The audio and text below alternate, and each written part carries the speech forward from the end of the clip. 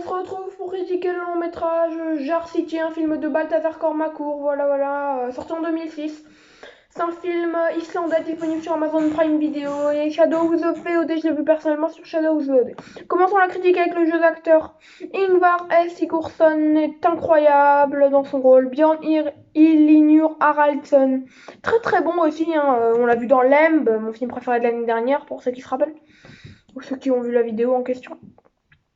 Et j'en parle souvent en plus, hein. Donc ça doit être facile à trouver. Après, nous avons bien entendu Olafia Jonsdottir et, et Atli Rafne Sigurdsson. Voilà. Après, nous avons des personnages, on a des personnages attachants. La relation, vous savez, entre le père et la fille, j'ai trouvé très bonne, voilà. Il y a quelque chose de très bien dans dans le truc familial qu'ils ont. Voilà, après les autres personnages, ouais, ça va, il y en a des humoristiques, voyez-vous, bon, il y a un peu de tout. Il y a un peu de tout pour toujours rester dans la cohérence. Même si ça reste surtout dans la cohérence d'un livre policier, comment dire qu'on travaille pas beaucoup les personnages en fait. Ça reste, vous savez, dans la cohérence du livre où on peut pas faire trop de choses. J'ai pas lu le livre, mais j'aimais beaucoup les polars nordiques à une époque. Plus trop maintenant, ça fait peut-être quelques mois que j'en ai pas lu. Mais ouais, donc a priori c'est inspiré d'un polar. Donc ouais, ça fait très livresque, faut le dire. L'histoire démarre sur une note sombre, quelque chose de réellement sombre, et en fait parce que c'est réellement un polar noir en fait. Ce qui veut dire que ça va un peu rester, ça va s'estomper, ça va remonter, bref. Ça reste assez glauque parfois. Assez glauque, voire ça part dans le morbide même. C'est assez rare mais ça arrive.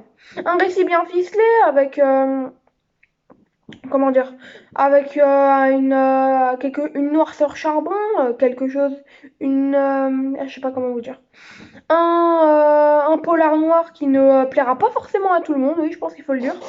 Une histoire avec des rebondissements inattendus, voilà. Un divertissement policier comme seuls les Nordiques peuvent le faire, hein. Vous voyez des séries telles que Octobre sur Netflix, moi je fais les références aux séries. Je vois rarement des polars nordiques en film, je crois même que c'est le premier. Reprenez-moi si erreur, parce que ça se trouve vous connaissez mieux que moi ce que j'ai vu.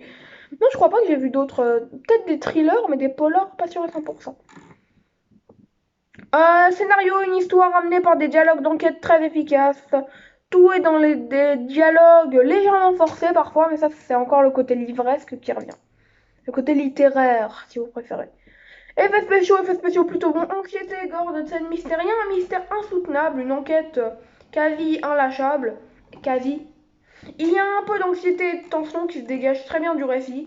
Et comme je vous ai dit, parfois c'est glauque jusqu'à se pousser au morbide. Ma note sur 20 sera donc de 12 points.